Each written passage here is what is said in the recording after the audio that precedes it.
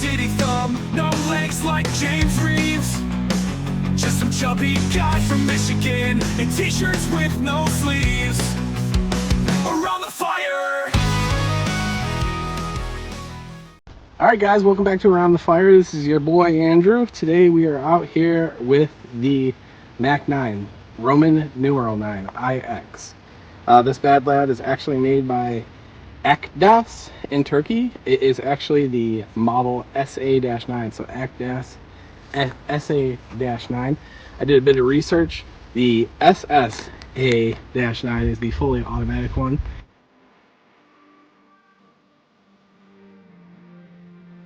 Couldn't find any footage on it. I did find some specs and whatnot from the original factory and whatnot, so we'll share those with you in the video later. But yeah, let's get right into it.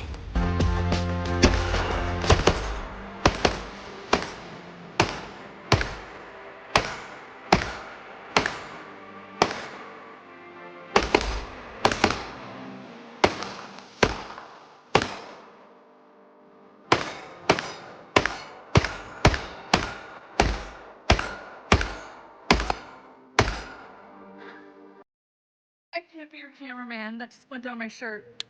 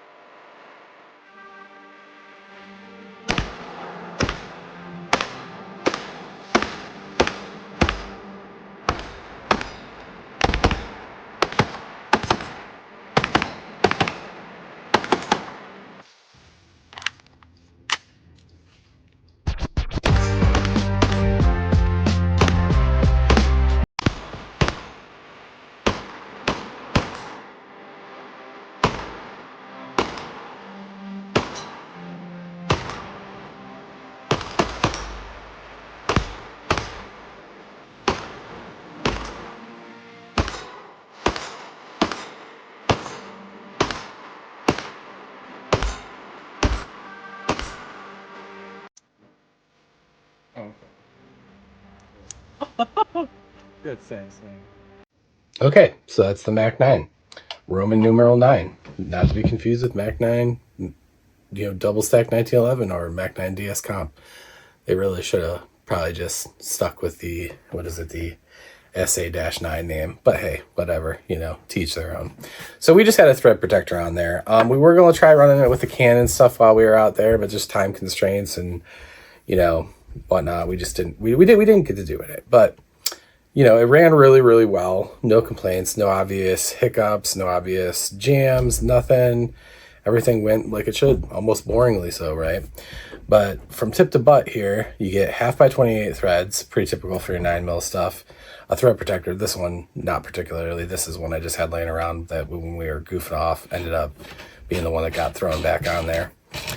You get a tri-lug, right, for your cans if you got that tri-lug quick detach setup, which is nice. And I had said in the previous video, if you do have that set up correctly, like you could get the cans pretty snug up to that guy and it would look really, really good.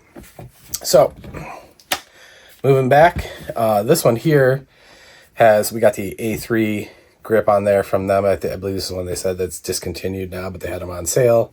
Now their handguard is really, really cool. If you look at the top, there is a tab going into the upper receiver. So really, really stiff, rigid, no wiggle there at all. Tab and a bolt, nut and bolt there, whatever, screw.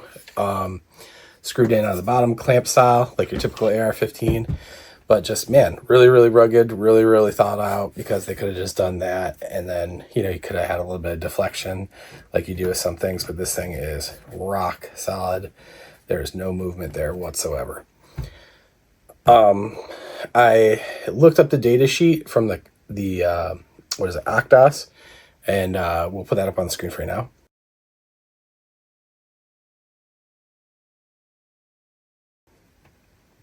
But yeah, so the materials are, the 70 whatever aluminums and stuff. I'm not a metallurgist, forgive me here. But that's your upper receiver, your lower receiver. Everything ran really well there. Nothing weird. Everything worked as it should.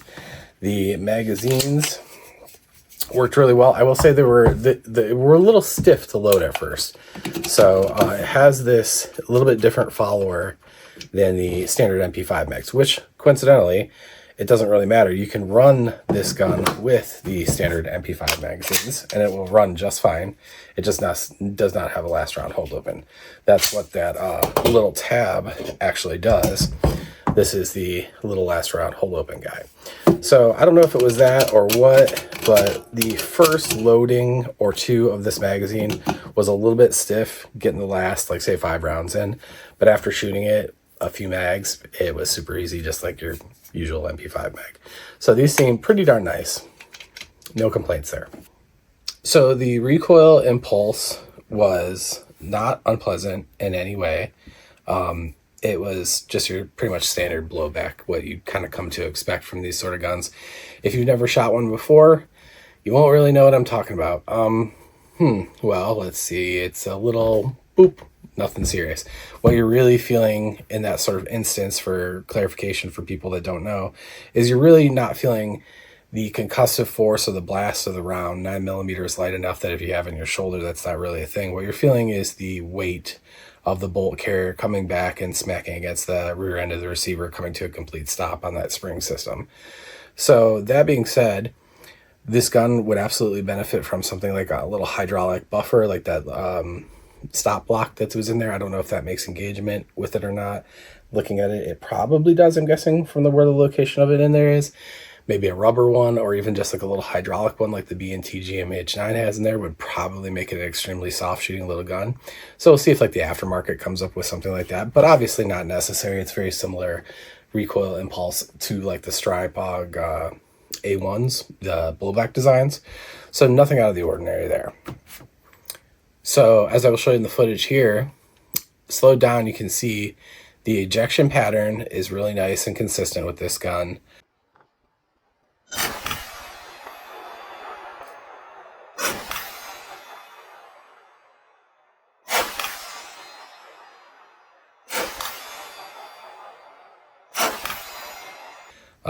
No hang-ups, no cartridges doing wobbly wobbles or going this way, that way, and the other way. It just kind of shows that all the internals there, that large, beefy ejector and everything involved here is all functioning really well under the pressures and weights that they have with the spring and everything all collectively together. That would be the system kind of controlling it, because this isn't gassed like some of your other firearms would be. Very typical thing here is an over-gassed firearm. While a blowback gun isn't going to be gassed in that sort of fashion, this is going to be controlled more by its weight and spring tensions and, you know, interference mechanisms, so to speak. So does really well. No complaints there. Again, functioned as it should. And again, for, you know, $725, very nice firearm. So the particular way I set this one up, as we move back in the gun, with the AR-15 charging handle, having that little bit of a knuckle there on this folder, wasn't terribly unpleasant, but wasn't probably ideal. You know, it's nice to be able to have a folder, but I do feel like that it would have benefited from having just a slightly longer charging handle or something. Like this type of system doesn't benefit from having like a knuckle in your way, obviously. There's a lot of different things you could do there. You could do the collapsible style. This is obviously cut away for that. You could do a just fixed length buffer. You could do a you know, rigid clamp on. There's a lot of different options out there you could do other than this guy here. The AR-15 style grip on the gun felt fine. The trigger felt fine. The trigger does feel very reminiscent of just like a factory AR-15 trigger. Nothing incredibly special there, but nothing to complain about. You could run it perfectly fast. You could really feel the tactile clicks of it, and you know, there was no mush grit. You know, it was doing what it was supposed to do, but nothing, again, extravagant for the $725. The magazine release functioned as it should, as I can show you here. The firearm, when you grip the magazine, you can index it with your thumb perfectly easily, and that seemed to be the way I enjoyed it the most. I have small hands, so reaching it to do the push isn't really an option for me without it being extended to a bit more out here, and then it would be in my trigger well, and I wouldn't really enjoy that. So I actually think I would just like more of a, thumb thing, if they even extended this bit right here down a bit more, so it was more reminiscent of an AK. You can also, if you look, there is a set screw there. It looks like you can remove this plastic piece, and then underneath it is the typical, like, just HK style little teeny paddle. But yeah, overall, I have no complaints. Knocking stuff over there, sorry. It did really, really well. It is a nice addition to the collection of PCCs we have on the market already. I have said this to my customers as of late. Mac Military Armament Corporation is really just killing it. It is really, really nice to see guns that are coming in. This, something like this, an AR-9, it's essentially an AR-9 with MP5 magazines, but it's stylized in a way that it looks much cooler, I think, right? You can obviously argue that in the comments. Some people are going to tell me, no, this thing's hideous, it's an amalgamation, and other people are going to say, hey, that thing looks awesome. And it's just nice to have options like that in the market. Is this a high-end competition style gun? No, this is just a very cool looking piece of tech. It's fun. It seems to be built rugged and in a quality way. It does not seem like junk. Obviously we did in this Subgun Summer thing, we did the G-Force Arms blades, right? So the G-Force Arms blades, that's something for the guy on that like high point budget, but much cooler, like I said in that video. And this is obviously above that, but this is sort of in your, I don't know, Diamondback price territory, right? Nice to see a company that's putting together a fairly darn right refined gun. Like, this is a straight barrel, good quality materials, well built, little pressure spring pushers in between the upper and lower, like I showed in the previous video, to keep things from rattling. This gun does not, that's the magazine, right? This gun does not rattle. The upper and lower do not rattle. Like, that is nice little attention to detail things to see. Is it a $2,500 rifle? Is it a $4,000 rifle? No, it is not. It is a $725 rifle. Is it worth every bit of that $725? I think so. I think you would be happy with them.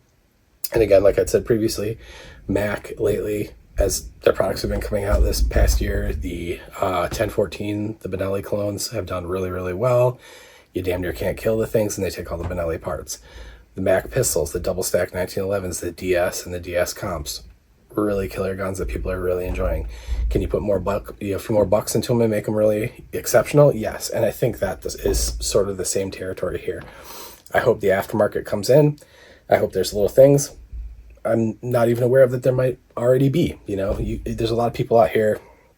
I'm a member of Focus Trips Discord, and if you ever want to see some guys that have a knowledge base that's absolutely amazing, go over there, because the people in there, it's insane how much they know. There's probably already little hydraulic buffer stops and something like that you could put into this gun, and it would bring it up to that B&T Grasshopper Mouse 9 feeling level of recoil. So it's got tons of potential, and it's just very cool looking. It looks like things, but not like things. It just looks good. Somebody did their homework here, did a good job, sat down, made a nice design, and it's just one of those things that I'm happy to see on the market, because we have so much stuff that comes out that is either exuberantly expensive, or it's all just kind of clones, not necessarily clones, but just copies of each other. We've, like I said, been doing the Subgun Summer thing. There's a lot of subguns coming out this summer. One of them being the Kuna. And the Kuna was just kind of like somebody saying, hey, Strybog, we saw your homework, but we didn't copy you. We promised, It's a cool gun, but it's really just a copy of a Strybog from another country, And this, you could say the same thing. Like, it's a copy of an AR-9 sort of thing, but it's really not, because it's not an AR-9 receiver, and it's not really an AR-9 lower, and it's a bufferless system, and it's, they've done things differently. They went sort of Daniel Defense on the way the handguard locks in. They did these extra little steps. They put the steel retainer plate for the charging handle to prevent wear and long-term use. It's a lot of nice little features that went in here that you're not going to typically find on a $725 gun, which I think is great. Hey guys, I'm Andrew. I appreciate you guys always for watching Around the Fire LLC. come back some more. We got more sub guns coming this summer. I'll be doing videos on them as long as I can get a hold of them and as long as they keep coming out. All right, guys, be safe. Have fun out there. Catch you next time.